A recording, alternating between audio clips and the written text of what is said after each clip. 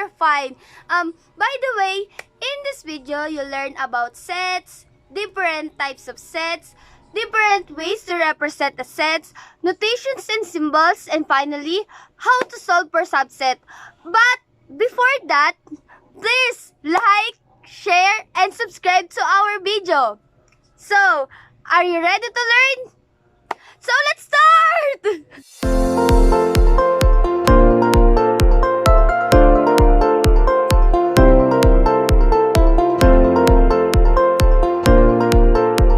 What is a set?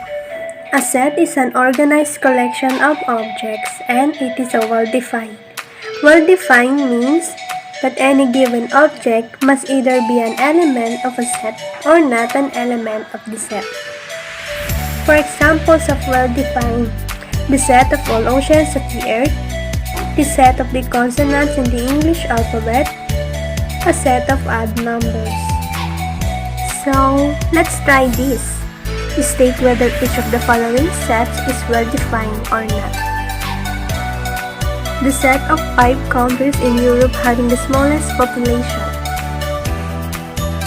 Correct, it is a well-defined.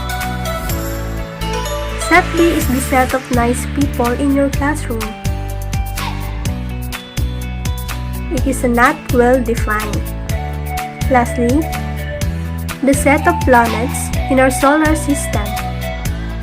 Yes, correct. It's a well-defined. Now, we already know what is a set and a well-defined set. Let's proceed in how to write and name a set.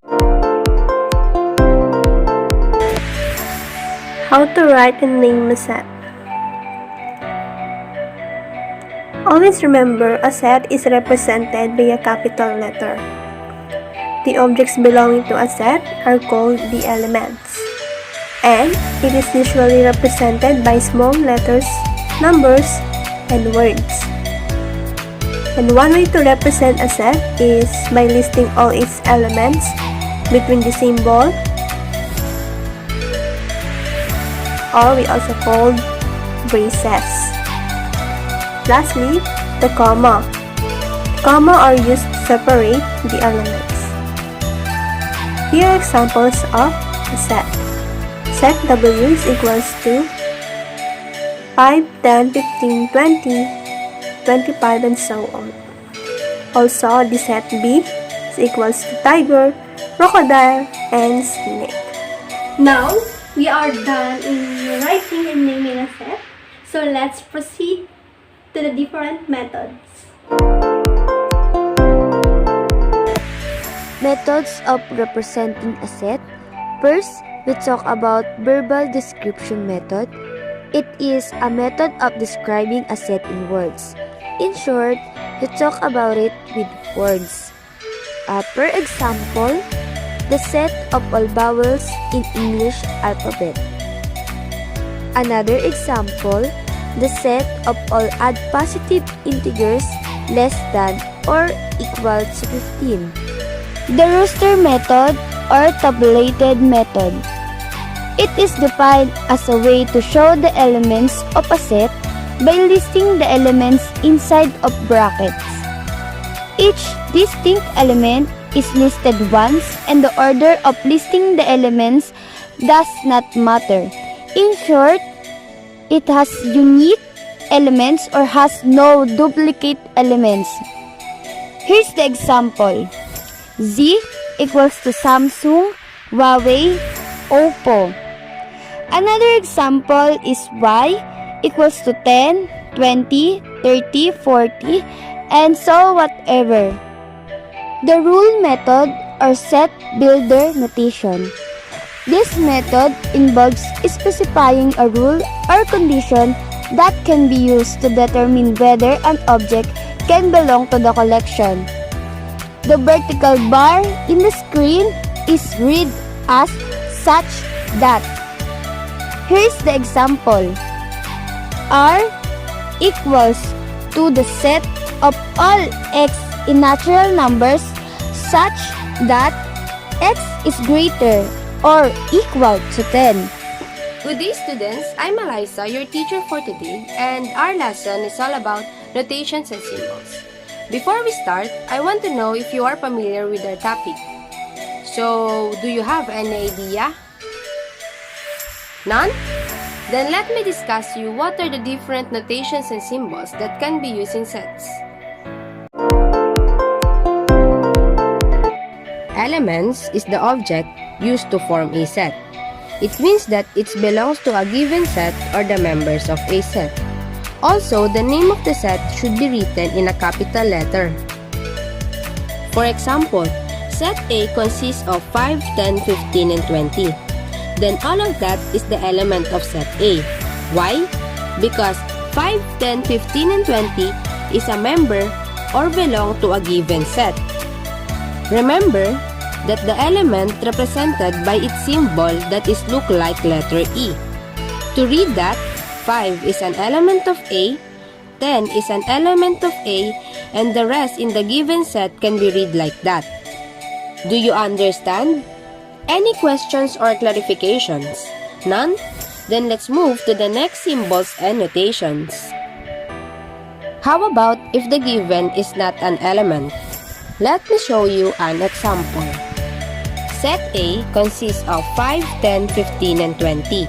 Then, A is not an element of A and 7 is not an element of A. Why? Because they are not belong to the given set or simply they are not members of the set. As you can see, the only members contained in set A is 5, 10, 15, and 20. And the A and 7 are not in there. So, they called as not an elements of the set. The represented symbol of not an element is look like letter E but have a diagonal line on it. To read that, A is not an element of A and 7 is not an element of A. Cardinality is the number of elements in the set. It is presented by the symbol NA. Let me give you an example. Set A consists of A, E, I, O, U. It contains 5 elements. So, the cardinality is 5. Why? Because it is the measure of a set size, meaning the number of elements in the set is equal to the cardinality. Talk about equivalent sets. Equivalent sets is two sets that contain the same number of elements and it is represented by this symbol. Set equal sets. Two sets that contain the same elements and it is represented by this symbol. Subset. Every element in A is also an element in B and it is represented by this symbol. Not a subset. Not a subset represents this symbol. Next one is proper subset, and it is represented by this symbol. Next notation and symbol is not a subset, and it represented by this symbol. Empty set or null set. It is a set with no element, and it represented by this symbol. Universal set. The set of all possible elements of any set, and it is represented by this symbol U.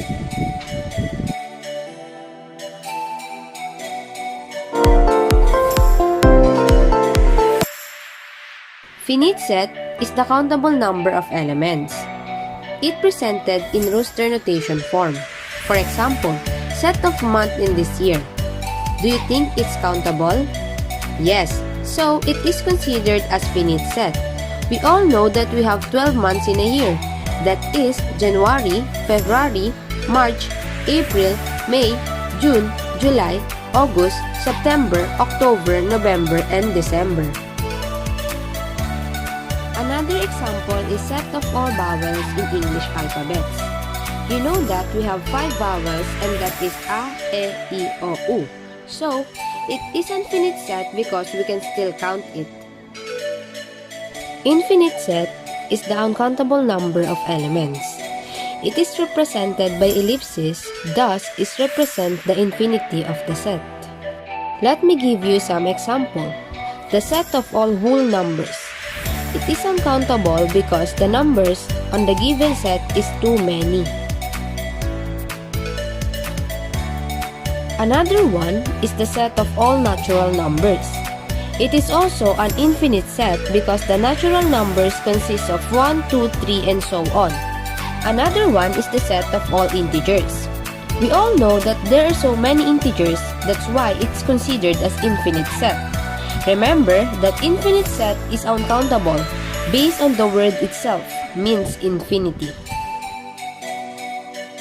Singleton set is also known as unit set.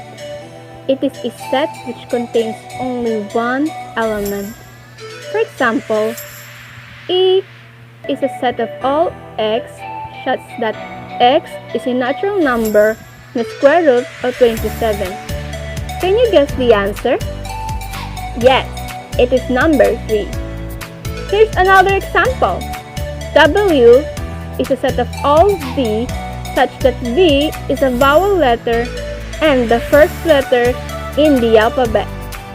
Can you also guess the answer to this example? Yes, it is the letter A. Empty set, also known as null set. It is a set that has no element. Here are the examples of empty set. B is a set of all x such that x is a composite number less than 4. Can you guess the answer to this? Yes, set B has no element because there is no composite number less than 4. So set B has no element, which is what we call an empty set. Let's talk about equal sets. Equal sets is defined as set having a same element and two sets that contain exactly the same elements, regardless of the order listed or possible repetition of elements. So kapag sinabing repetition tapos iba-iba yung order o bali-baliktad sila, basta same pa din sila ng element ni set A sa ni set B, is equal pa din ang tawag sa kanila. So let's have this example. Set A is equals to 1, 1, 2, 3, 4. And set B is equals to 4, 3, 2, 1, 2, 3, 4. Set A and set B are equal because they contain exactly the same elements, which is 1, 2, 3, and 4. This can be written as A is equals to B. I hope nakukuha nyo. Sige, para mas makuha pa, let's have another example. Set C is equals to 1, 3, 5, 7, 9, and set D is equals to 9, 7, 5, 3, 1. Set C and set D are equal because they contain exactly the same element, which is 1, 3, 5, 7, and 9. This can be written as C is equals to B. So, that's equal sets. I hope naunawaan niyo. So, let's talk about equivalent sets. Equivalent sets is defined as two sets are said to be equivalent if they have the same number of elements. Itong number of elements, ang tawag niyan ay cardinality, kung ilan yung laman ng sets. Let's have this example. Set A is equals to A, B, C, D, and E. Set B is equals to January, February, March, April, and May. Even though set A and set B have completely different elements, set A comparisons letters and set B comparisons month of the year, they have the same amount of elements, which is 5. Set A contains 5 letters and set B contains 5 months. That makes them equivalent sets. So, questions, parehas ba silang 5 ang elements? Eh kung yes, ibig sabihin this is equivalent sets because they have exactly the same number of elements. I hope nakuha at naintindihan nyo. Maraming salamat. Universal set. Universal set is the set containing all objects or elements and of which all other sets are subset. A universal set can be either a finite or infinite set. Here's the example. In the screen, we need to find the universal set for all 3 sets, A, B, and C. But as we see, in the sets B and C, they have the same number, which is 11. And in sets A and C, they have same number, which is 4. So why don't we need to repeat it? Because this is a universal set. All you need to do is to write ones with the same number. So there is only 1. So in the final answer is the universal set is equals to 1, 2, 3, 4, 6, 7, 8, 9, and 11. Did you get it? Okay. Hi guys, my name is Eljine Ochoa from BSEDMT 22 and I would like to introduce you about subsets. Tara! A subset is a subcollection of any set. It is defined as a portion, particularly in mathematical. It can be classified as proper and improper. What is a proper subset? A proper subset is one that contains a few elements of the original set. What is improper subset? Improper subset contains every element of the original set along with the null set. Let's take this for example. If set A is equals to 2, 3, 5, 6 and set B is equals to 2, 3, 5 and 6, then A is the subset of B. Yes, it's true because A is equals to B. Let's take another example. Is A a proper subset of B when A is equals to 1, 2, 3, and 8 and B is equals to 1, 2, 3, and 8? Answer: false. A is not a proper subset of B as both are equal and B has no unique element which is not present in A. Okay? And now, let's solve a subset.